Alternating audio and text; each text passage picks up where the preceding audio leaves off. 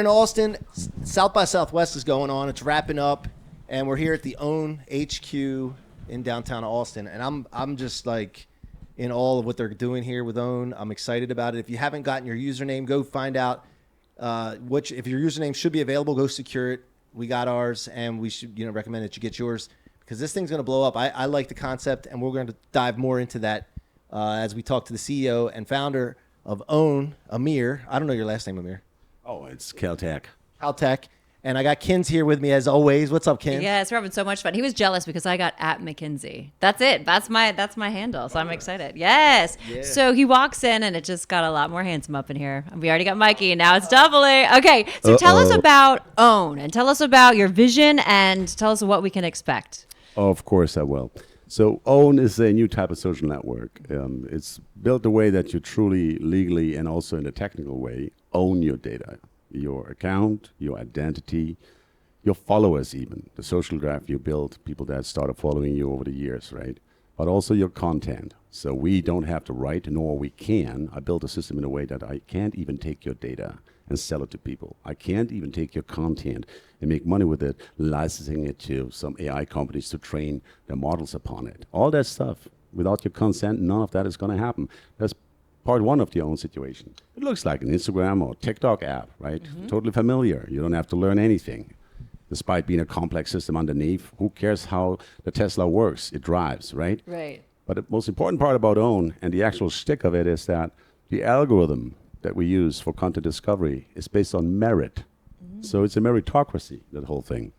The way it works is, in simple terms, when you post something on OWN, it goes into the audience. And based on the initial and then second and third organic response in the audience, I'm feeding that data into the algorithm. That's creating a predictive model for each piece of content at the same time, in real time, and attaches, based on how good it performs, a merit score. And that score then, the higher it is, the higher the multipliers. That means literally simply put this. You are brand new to OWN. You post something so funny, even funnier than Bill Burr, who I love. Love this guy. Such a crazy motherfucker. Can I say motherfucker here? Yeah, you can. All right. Well, you just did. So, yeah. It goes instantly, literally in moments, into the feed of everybody in the network. If it really goes viral, it's just right there. So you don't have to, it's like 5 years to get to 1 million followers. That's the statistical average. And then the odds of going viral are 1 in millions. Right. So if you have that merit, if you really hit the audience, the needs and wants and desires, right, in the moment, you just blow up immediately.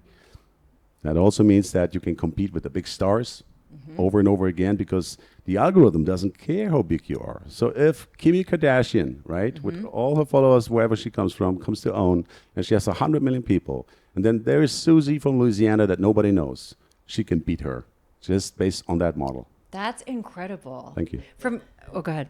What kind of things are you looking at besides likes, shares, comments? Are you looking at watch time too? Like, what are the metrics?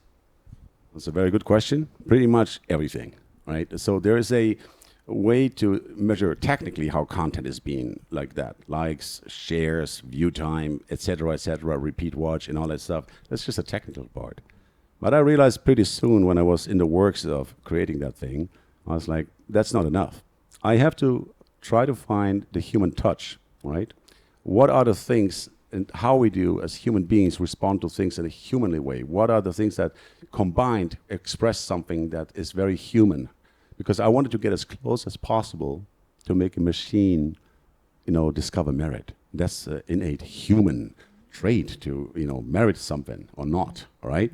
And that's what I did. So there's a big psychological component weaved into that part to get to it. And I got to say, it works pretty awesome. So you all get excited. It's going to be fun. I think we're very excited. I know we're excited. So from start to finish, how long does something like this is a huge undertaking. How long does it take? Well, 40 years. Yeah? No, I started in 84 as a kid. Asked my dad, hey, can I have money for video games? He said, no. I said, why not? No, if you want to have video games, you got to make them yourself. And I had this little computer. I was like, okay. So I started developing computer code, and that was my journey ever since. I dabbled also in music and record labels with big major companies, had some stuff even on MTV in the 90s. But that was my journey ever since. And back to your question, in 91, the internet as we know it started to shape up. Right, all the protocols, www, were like put in place, and many other technical protocols that are important for the internet today. And I realized, damn, this thing is shaping up to be a completely centralized system. Now, is that a bad thing? Maybe, maybe not. But I thought, well, in about 10 years, all our data is going to be in the hands of a handful chief technical officers at those big corporations. And I thought this can't be good, you know. And I was ever since trying to find a way to build systems that store data decentralized. Like if you ever heard of Bitcoin, for example, it's decentralized currencies, right? But this would be a decentralized system to store information, right?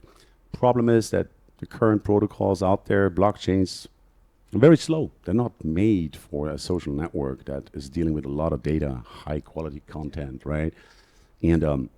And I had to reinvent how that works, right? And that's what we did. That's the bedrock of Own is a decentralized, I call it a cluster peer-to-peer storage system. Yeah, and Own itself, I started 4 years ago, building the prototype, the core technology, the algorithms, and with Katja was right there with me from the beginning. My co-founder Katja, she's Chief Operations Officer, and also co-creator of Own. Among Sarah Mick, who joined later, but also I is co-creator because she did such a great job. And 2 years ago, we incorporated in Delaware, set up shop in Austin 2 years ago, built a team, about 30, 32 people now strong. And yeah, it's done. It's developed and ready to go. What do you have any apprehensions? Are you nervous at all? My job is to be, you know, always cautious, Yeah, you know, sure. but bold at the same time, Yeah. right? You ain't getting nowhere if you don't make bold moves. It just true. doesn't happen, right? That's a gem right there. Yeah. Well, but to your question, I mean, the thing is that what we are doing here is a frontal attack to the established big tech media landscape. Yeah. Literally from Netflix to TikTok and anybody in between. And if this works the way I think it will work, it's going to hurt the bottom line. So I'm going to make myself a lot of enemies. But there you go. No enemies, no fame, right? That's right. And then Amir, so business model wise, if you're not collecting data, a lot of these big social platforms, their money comes from the data, right? So I know you know this question is going to be coming to you. How are you going to make money? Again, a great question. Yes, data is no option. We don't want it. As a matter of fact, I built a system the way that I myself, in years to come, can change it, right? So this is like an emperor-proof system. If I turn it into a lunatic, well, I build it the way that I can't change it anymore. Now, a huge model in social media is tipping, so donations. People don't even know how big that is. TikTok, for example, on their lives, people can tip their favorite creators, Yeah, right? sure. Their favorite influencers. And the average tip, I think, is $6.7. It's 11 million bucks a day in revenues, or it's just TikTok. So it's a huge model that actually works. So tipping is one of the revenue streams. And here comes the kicker. Among sponsorships that you can do, you can sponsor me on Own if I go viral. You get your badge of your account and your brand in the corner of my content, and you have to bid for that. Later to licensing your content, if you have like high quality content and somebody wants to make a movie out of it or as a B-roll, they can license it. We take tops 20%. So, and that's huge. 80% go direct payouts to the creator economy, to the creators, the influencers, the musicians. So you can really cut out a lot of middlemen and reach your audience immediately and monetize immediately, because you don't have to have such and such number of followers or views to even be eligible for the creator funds of YouTube, Google, and all the others. You can monetize immediately on Own, right? And that's where we make our revenues with those 20%.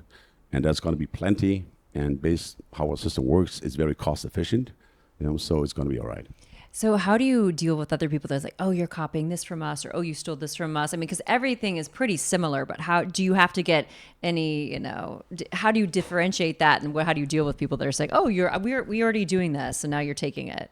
Yeah. So if I understood the question correctly, if you are posting something on Own and now somebody would, or on on Instagram, and somebody takes your video and creates a so-called reaction video. Reaction videos are very popular. They're a third of all viral content that monetizes heavily are reaction videos. Now, that guy who does the reaction video, he gets the clicks, he gets the money, Yeah, right? It's his account. Sure.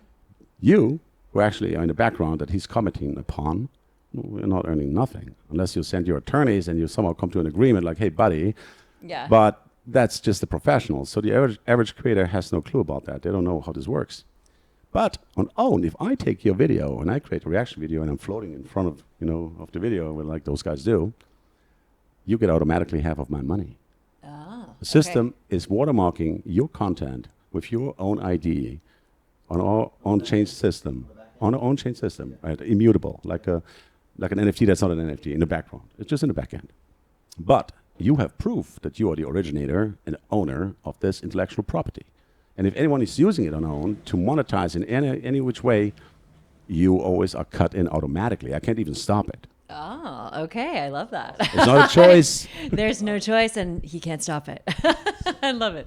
Okay, what about the types of content? Is it going to be a free speech platform? Like X is now known for, like, they came out and broke that, and they're letting people say what they want to say to a degree. And also, what about not safe for work content and things like that? Like, what are your thoughts on that, and how that's going to be, if you are going to allow that, how are you going to separate it and keep it away from, eyeballs that shouldn't see it? Yeah. You have only good questions here. Just give me one second. I gotta keep up here with the good questions. Yeah. So, to the first part, freedom of speech, baby. Yes, First Amendment, all the way. All right. So, but what we don't want to have is people who do ad hominem attacks on somebody. Look, you can have an argument from the far left to the far right, but you can do it in a way that you still remain, polite to some extent at least, right? There's no need for personal hardcore attacks. That's going to impact your merit score. And you cannot upload hardcore sexual content, hardcore real violence or crime. And you shouldn't attempt to, because that's going to, with one warning and the second warning is you're out, result in that. And when it comes to controlling literally the content that reaches our children, OWN is 16 plus, okay? But the age is determining the feed, meaning it's a age-appropriate feed that's being delivered. So, and the kids are younger, say 12, and the parents would have to sign off on this account. It's getting better and better towards the children. Also, adults and all these sickos out there who are contacting children, they can't on their own. So we have systems in place to protect the children, to have age-appropriate feeds, to make sure that we don't really ruin our younglings in the most malleable, time of their lives. I got kids myself. Isaac is almost 18 and Kian is almost 16. Yeah.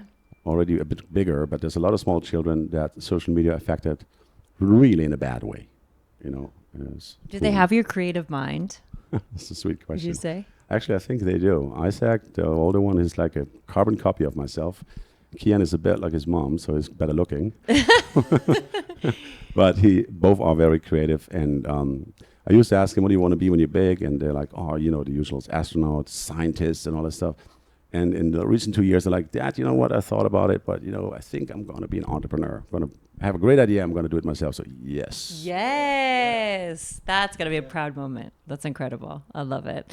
Okay, so where else, what did you do before this? And what else have you created? Oh, gosh. Well, my first actual thing was in the 90s, Neurosonic Systems, where I created algorithms to improve sound quality that came from analog tapes into the digital domain. The ADC, which is analog digital converters at the time, even though they were 16-bit and 44.1 kilohertz in frequency, they weren't that good. They had a lot of, jitter and distortion, and there was just some signals that didn't belong in So I created an algorithm based on a fast Fourier analysis that made it possible to remove all this clutter, give it a pristine signal, and then that was my first exit. And then it was good. Mikey. I wish I didn't. I wish I didn't actually do it. Maybe a year or two later, because the guys that took it, they actually discontinued the box product and everything, the software, and started licensing that tech. And it became part of what we now know as noise canceling, right? Because at that time too, mobile phones blow up, like the old flip phones, right? They're called dumb phones. And that was the time when that took place. So mobile was growing up, right? And then, Apple, the iPhone, of course, changed everything because all of a sudden we have complex and amazing applications in our pocket, right? And then this is where I dug into that, developing mobile apps and experimenting with that, leading up to actually 2009 and 10, when I was fell in love with decentralized systems, of course, always been my thing, and Bitcoin. And 2011, I went all in, put a lot of money into it, to start mining that thing. That was great. And then Ethereum came around, which is a huge protocol nowadays, and couldn't get my hands early enough on their testnet to experiment with smart contracts to build complex decentralized systems, right? And that all in 2016, actually, I met my co-founder now, Katja. I threw a party on a rooftop in Europe, and she showed up with her date, I think. She was a friend of mine, and we hit it off right away. It's like, wow, this is an amazing person. Really want to, stay in touch. And at the time, she lived in Canada, and then she visited parents or family in Europe. And then she went back, and so we stayed in touch. But 4 years ago, I was like, I need a co-founder. It's always better because, no matter what you do as a startup, there was always going to be a hard time. If you're just by yourself, you're just in your head all the time, it's just not good. And then I thought, well, the majority of the world, actually 52%, is female. So not having a female co-founder is a huge mistake because, you get the female perspective. And women, they're entirely different as men, true. right? We're polar opposites we in are. so many ways. And yet we need another, right? Yes. If you're in your true feminine, you Yeah. are truly there, and you're true masculine, together you are just magic. Mm-hmm. I love this one story. Do you know Rolling Stones? What's the name of the bass player of the Rolling Stones? What do you? I Well, forgot we his all know name. Mick Jagger. People are going to be like, yeah, but... Anyway, there was an interview with Keith Richards, I remember. Keith Richards. Okay, He's a guitar player. And he was sitting there, and there's this interview, and he coked up, I think, completely, blasted away. He mate, actually, I'm a shitty guitar player, and also my bass player, whatever his name is now, he's shitty too, but together we're magic. Yeah. That's the thing. Yeah. Find the people that together you are magic. Mike, you're so cute. By myself, I did it in LA. It was no good. Atkins. Thank you. We were sweet. That's Thank you very much. That's very sweet. I feel the energy. It's a great energy. That's very sweet to say. guys. But it's also true. Yeah. Here. Well, yeah. You said the Yeah, Mike, say that again. The team. No. The team. The chemistry is huge. You can do exponential things. It's like you got two people. It's not just 2 times. It's 8 times, maybe 20 times if you get the right people. And Right. that's huge, which 100% what you And said. I was gonna say for a female, especially a man who it's like a dance, right? And so and then you allow her to shine, and then it's a dance, it's a marriage, right? 100%. So Yeah. it works.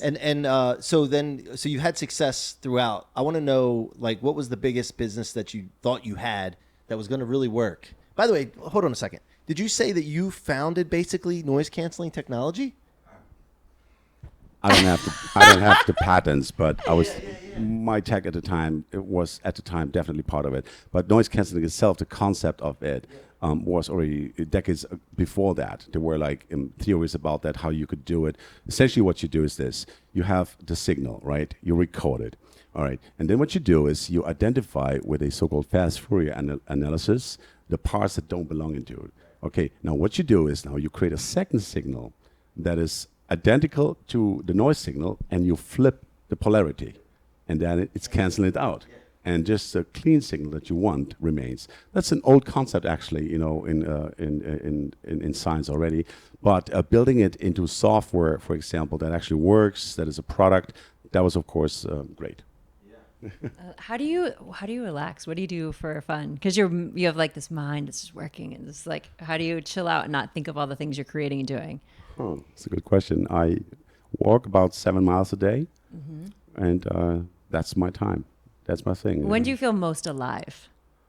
When I feel most alive is when I'm with my team and we're trying to solve a hard problem, and I'm hyper focused and I just want to get it done. This is where I'm really thriving. Yeah.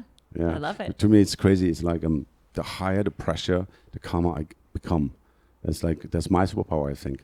I love that. It's hard to really stress the hell out of me. He has a very calming presence. So Yeah, he like, does. Yes, I love he it. does. He's like the most interesting man in the world. That's what I was thinking of. Yeah, he's that cool. No, I thought that when I saw you. So I want to know this though. Like when you come into money, a lot of entrepreneurs come into money and then they try a whole bunch of different things, and then the money disappears because they're less cautious with it. They're less conservative with it. How did that all pan out for you? And did you like blow a lot of money on like stupid ideas or? Well, any idea I started building, I thought it's not stupid, but turned out some of them were really stupid. That's true. The majority of my winnings, whatever, I always reinvested into assets or technology, right? And I didn't want to just say, oh, now I'm going to rest on my laurels or something, because at that time I had my first success. I was in my 20s, so as if I'm 50 now, so I've been a young fella. And what do I know? But I was never a flashy guy. I spent a lot of time in Miami before I moved here to Austin now, and I was never watches and all that kind of stuff. It's just, I don't judge anyone, whatever you like to do. And never had flashy cars or anything. It's just not my thing, because I think the stuff is losing value, most of them, and just reinvest it into building what you're trying to accomplish, right? Build your empire, focus on that, don't get distracted, or try not to, because we all will get distracted. Depends on the level of distraction. So, and that's what I do.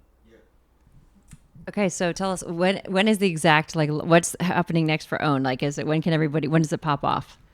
Well, you can download it right now. It's in the App Store, Right now. but there is a little blocker. It's a wait list. And we have tens of thousands of people already on the wait list, which is exciting to us. It makes it thrilling because you see it's like the ticker's going and it hasn't launched. Yeah. Building that Yes. anticipation. That's a proven concept. My team convinced me that it's a great idea, and I think it is. I do too. And we are about to unlock that waitlist. In the next probably 5 days, we will open up the first batch, letting them in. And let's have fun and see who's going to have the highest merit score, who's going to be ruling it, who's going to be going viral. And from there on, it's just opening up the floodgates. And in the next 4 weeks, we're going to prepare and do a huge push with the creator economy with a lot of big influencers. Podcasts like yours, for example, is a great podcast to get the word out there, Yeah, of course. and just to make it a thing, right? Yeah. Own it. Own it. Own your shit with I don't know what the little star in there. Don't say the full word. So one thing I wanted to ask you about: are you prepared, or have you been preparing for attacks that come from the bigger boys out there? That these platforms and stuff that want to hamper you or shut you down, and also they may just say, you know what, we don't want this competition. We just want to buy you now, and is there a price? Two good questions. The first one is the thing, they will never admit it, of course, because it's actually legal to attack anyone online on a technical way too. DDoS attacks, so denial of service attacks, are a thing that they always do. But even if they try to do such an attack on us, based on how the system works, it has no central point of failure. It's a decentralized system, right? So it's not as easy as just attacking some server or some website and taking it down because too many requests are coming from some computer and bots, right? And you can't have bots on own. The system is built in a way only a human being can create an account and run an account. There is no APIs, what you call APIs, to connect external systems. For example, for AI bots to participate and write comments and stuff. You can't do that on own.